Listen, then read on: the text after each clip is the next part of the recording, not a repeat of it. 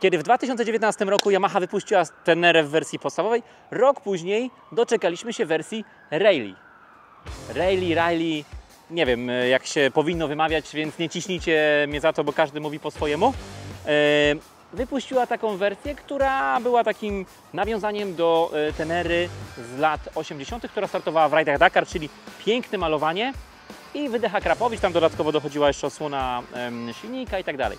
W tym roku Yamaha, kiedy wypuściła swoją Tenerę jakby w najnowszej wersji, równolegle wypuszcza również wersję Rally, która jest bardziej dla użytkowników, bardziej wymagających, dla użytkowników ekstremalnych, którzy szukają świetnego zawieszenia, szukają cech motocykla rajdowego. No i proszę bardzo, oto jest i Tenera 700 w wersji Rally. Zapraszamy do prezentacji.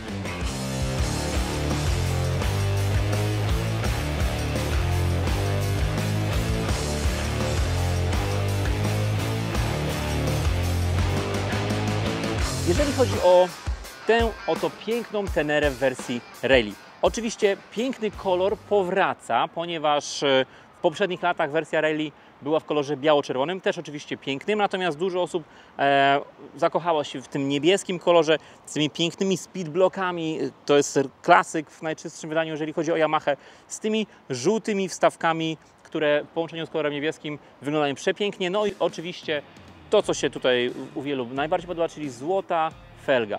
No i jakby ta wersja kolorystyczna to jest jedno. Kolor nie jeździ, kolor jakby nie robi tej głównej różnicy. W tym modelu Yamaha poszła o krok dalej. Mimo tego, że zabrała akrapa, nie mamy już akrapa w standardzie w wersji Rally, natomiast mamy za to świetne zawieszenie. I to jest główna różnica między wersją podstawową a wersją Rally.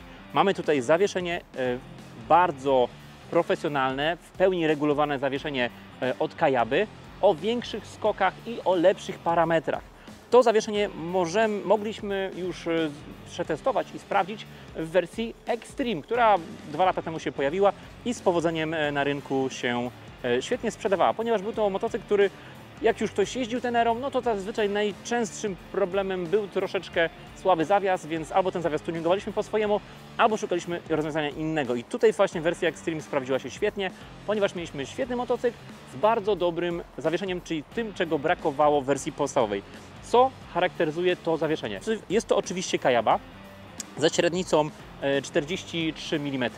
Przedni widelec ma skok 230 mm, czyli 20 mm więcej niż wersja podstawowa, ale jest to zawieszenie zdecydowanie bardziej profesjonalne. Jest to zawieszenie o większej wytrzymałości, czy te rury są wzmacniane, ale mamy też tutaj pełną regulację. Oczywiście regulacja napięcia wstępnego sprężyny oraz regulacja dobicia i odbicia, więc dla osób, które zajmują się tym zawieszeniem profesjonalnie, które oczekują od zawieszenia profesjonalnego działania, w tym motocyklu na pewno uzyskamy to, co chcemy, ponieważ to zawieszenie w końcu będzie się słuchało, w końcu ta regulacja będzie jakby możliwa do wykonania w czytelny i łatwy sposób, także te wszystkie kliknięcia będą odczuwalne na charakterystyce jazdy. Ale oczywiście nie ma co ukrywać, jest to jakby ważna rzecz dla osób, które się na tych zawieszeniach znają. Tak, żebyśmy tymi kliknięciami nie porezregulowali wszystkiego i nie zrobili sobie większego bałaganu niż w zawieszeniu bez żadnej regulacji. Idąc dalej do zawieszenia, oczywiście jest też nowy tylny amortyzator, który również był w wersji Extreme. Amortyzator, który również ma o 20 mm większy skok niż amortyzator w wersji podstawowej. Oczywiście jest to amortyzator dużo bardziej profesjonalny. Mamy tutaj wyprowadzony na zewnątrz aluminiowy zbiorniczek na olej, który pracuje w tym amortyzatorze, po to, aby chłodzenie tego oleju było jeszcze lepsze, żeby zakres pracy tego amortyzatora był taki sam w każdych warunkach, jak rozpoczynamy jazdę oraz jak już piłujemy maszynę przez godzinę w ostrym terenie. Ten wyprowadzony na zewnątrz zbiorniczek ma powodować, że ta temperatura będzie wyrównana i ten olej nie będzie nam wariował, nie będzie zachowywał się niestabilnie. Oczywiście, jeżeli chodzi o regulację napięcia wstępnego sprężyny, wyprowadzony tutaj takie piękne, funkcjonalne pokrętło, jak w każdej Tenerze, i w łatwy, klikający sposób możemy sobie ten zawias regulować. Oczywiście na dole śrubka do regulacji i u góry śrubka do regulacji. Na dole, teraz sprawdzę dokładnie, bo tutaj z tej strony jej nie widzę. Tak, na dole, tylko że od tyłu, od koła. Oczywiście, jeżeli ktoś boryka się z takimi problemami jak ja, czyli niski wzrost, to tak naprawdę trzeba zastanowić się, czy to jest dobry pomysł pchać się w taką maszynę, ponieważ mamy tu 25,5 cm prześwitu, więc mamy naprawdę bardzo, bardzo dużą odległość do ziemi, a wersja Rally ma wyższą kanapę i to wyższą o 2 dodatkowe centymetry, więc całościowo motocykl ten ma 91 cm wysokości kanapy, więc jest to naprawdę sporo dla osób z wzrostem poniżej 1,80 m. Oczywiście każdy sobie poradzi, ale czy to będzie komfortowe? Zwróćcie sobie na przykład uwagę na mnie. Jak ja tym motocyklem siadam, to muszę go bujnąć, żeby przechylić i dopiero na palcach na tym motocyklu stoję, więc jazda w terenie i gdzieś jakaś dziura, która przypadkiem trafi się w wolnym zakręcie, no to nogi brakuje i niestety jest wywrotka. No a wiadomo, w terenie te 205 kg dźwignąć samemu, jak człowiek jest umęczony, to nie jest nic prostego, więc tak naprawdę ten duży prześwit to jest świetna rzecz, ale niestety dla osób o wzroście moim na przykład, lub wszystkich osób poniżej 1,75 m, ten motocykl jest po prostu bardzo, bardzo wysoki. Oczywiście dla takich, jak to się mówi, enduro koni, facetów wielkich, którzy mają wzrost 1,90 m i w górę, no to ta wersja będzie sprawdzała się świetnie, bo faktycznie będziemy na tym motocyklu czuli się komfortowo. Nie dość, że w terenie duży prześwit, świetny skok zawieszenia, świetnie pracujące zawieszenie będzie działało idealnie, to jeszcze wysoka kanapa, która powoduje, że ugięcie nóg, ugięcie bioder będzie mniejsze, więc kilka godzin na tym motocyklu nie będzie tak męczyło. Więc to jest główna cecha, która wyróżnia motocykl w wersji Rally. Jeżeli jesteście na naszym kanale pierwszy raz, ja mam na imię Andrzej, zapraszamy do subskrypcji, zapraszamy do lajkowania, zapraszamy do komentowania, a jeżeli szukacie swojego wymarzonego motocykla, wypełnijcie formularz w opisie filmu. Wracamy do naszej pięknej Tenery 700.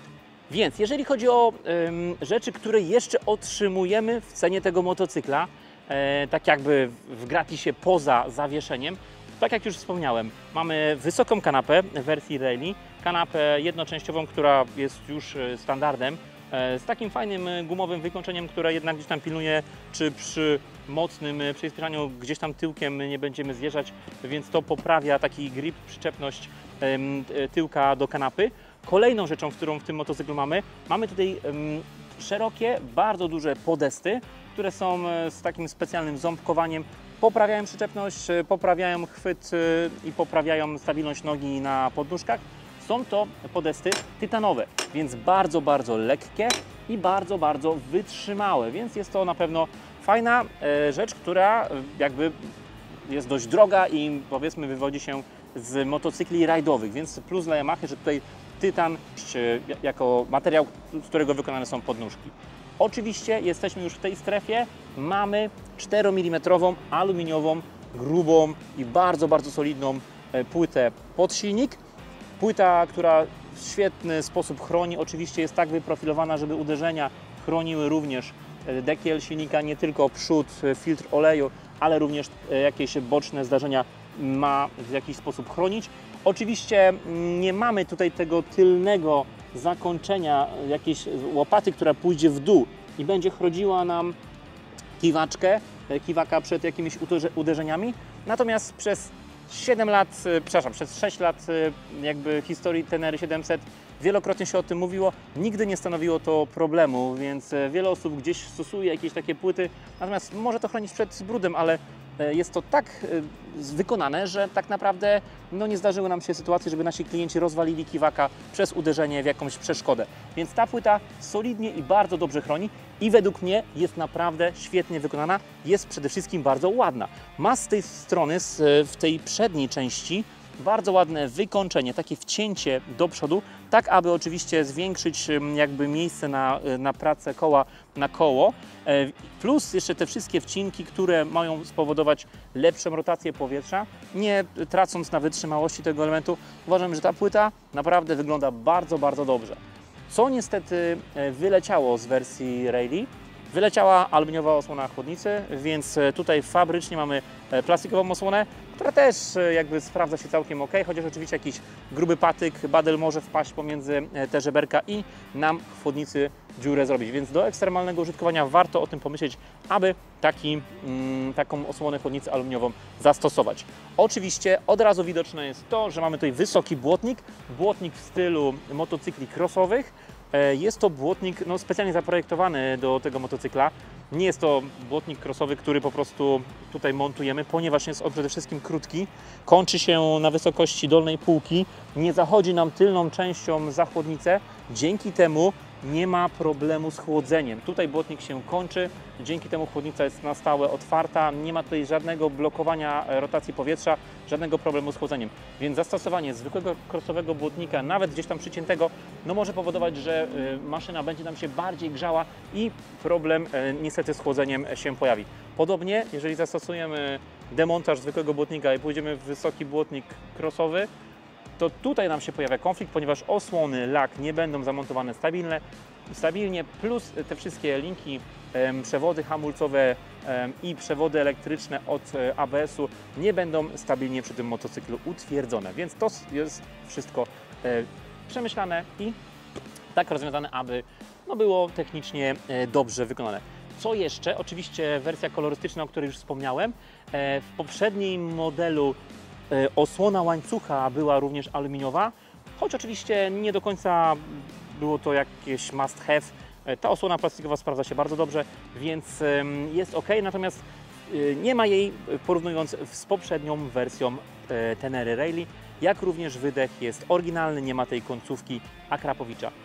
Tutaj też pewna różnica, dużo osób ten motocykl porównuje do motocykla w wersji Extreme. Oczywiście ta wersja ma wszystkie zmiany związane z Euro 5+, czyli mamy tutaj nowy silnik, który jest już na przepustnicy elektronicznej. Oczywiście wszystkie te funkcje, te samowyłączające się kierunkowskazy, które nie do końca w terenie mogą być potrzebne, czy jakby komunikacja z telefonem komórkowym, to wszystko w tym motocyklu jest. Natomiast czy będziemy z tego korzystać, to już sobie sami decydujcie.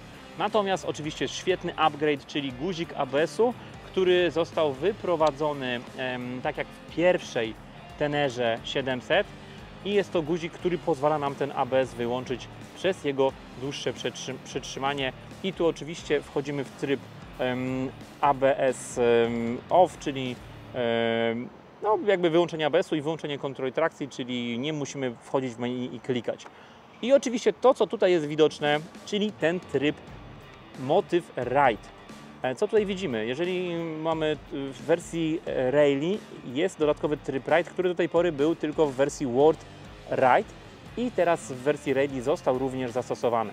I oczywiście w tym trybie mamy ograniczone parametry, właściwie mamy tylko prędkość, wyświetlamy bieg, moc, którą możemy sobie zmieniać i wtedy jakby jest to widoczne na komputerze, a tutaj mamy zegary, które odliczają nam jakby w tej roadbooka ustawiać kolejne punkty i zastosować sobie to jakby liczenie w motocyklach rajdowych najczęściej wykorzystywane, więc taka funkcja odliczania kilometrów w dół tutaj jest zastosowana.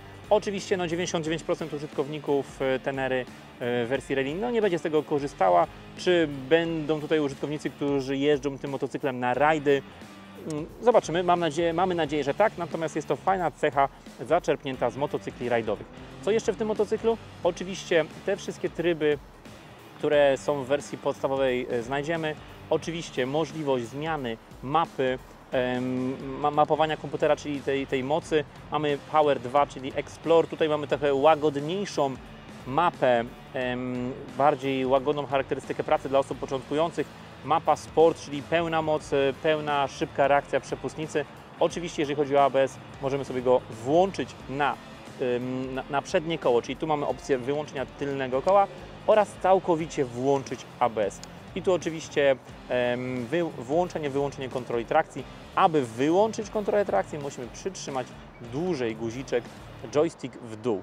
I podobnie z ABS-em też musimy troszkę dłużej ten guziczek przytrzymać. Oczywiście, jeżeli chodzi o wyłączenie zapłonu i po ponownym włączeniu zapłonu, motocykl wchodzi nam do jakby standardowych ustawień, więc niestety musimy znów przytrzymać ten guziczek, aby ten ABS i kontrolę trakcji wyłączyć. No niestety, ale no i tak to jest dużo łatwiej niż było w wersji poprzedniej, gdzie musieliśmy tą rolką kręcić, szukać tego ustawienia i to wyłączać.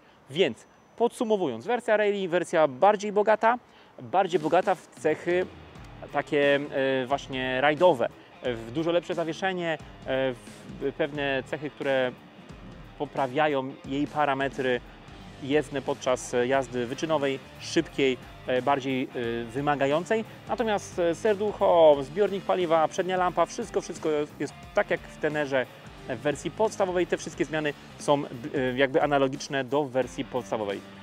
Dla kogo ten motocykl? No oczywiście dla osób, które już Tenerą jeździły i chciałyby taką Tenerę, którym pasuje moc, pasuje charakterystyka pracy, ten bardzo elastyczny silnik, ten mocny dół tego motocykla. Natomiast gdzieś tam faktycznie jeżdżą już szybko, jeżdżą już dynamicznie i to zawieszenie w wersji podstawowej gdzieś tam tłucze po rękach, nie mogą sobie poradzić z tą regulacją ustawienia, to ta wersja sprawdzi się idealnie, bo mamy świetne zawieszenie i to jest główna cecha tego motocykla. Tak jak w wersji poprzedniej główną różnicą był ten Akrapowicz, tak tutaj jest to zawieszenie, co według mnie jest świetnym ruchem, no ponieważ będzie to bardziej użytkowe. Plus oczywiście piękny kolor. Która wersja dla Was? Sami decydujcie, sami wybierajcie. Pomyślcie po prostu, jakie będzie przeznaczenie tego motocykla, czy będziecie raczej jeździć asfaltowo, czy chcecie tym motocyklem pojeździć ekstremalnie. No i oczywiście dla osób mojego wzrostu nie poddawajcie się, pamiętajcie, troszkę może wyższy but, może kanapa w niższej pozycji i dacie radę i na pewno będzie się tym motocyklem jeździło bardzo dobrze. Ja daję radę jakoś się tym motocyklem przemieszczać, w jakimś lekkim terenie jeździć, więc na pewno Wy też sobie z tym świetnie poradzicie. Jeżeli macie jakieś pytania, piszcie w komentarzach, postaramy się na wszystkie odpowiedzieć. Tymczasem dziękujemy za oglądanie i do następnego odcinka.